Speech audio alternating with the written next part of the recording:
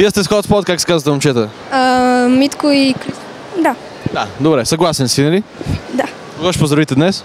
Ами цялото училище 22, класа ни и всички, да. Така. Ти?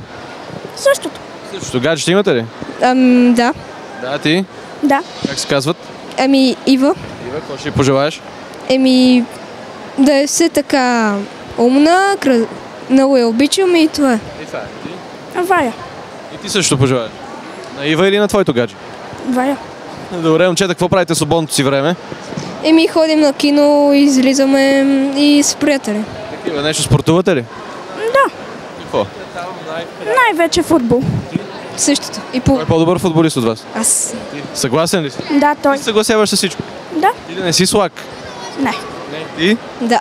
Ти си слаг, така ли? Може би. Да. Може би си слаг, добре. Какво? Свак може би. Точно това исках да чуя. Добре, момчета, коя песен да чуем са? Криско и Дева Петров. Добре, поздравявам ви с Криско.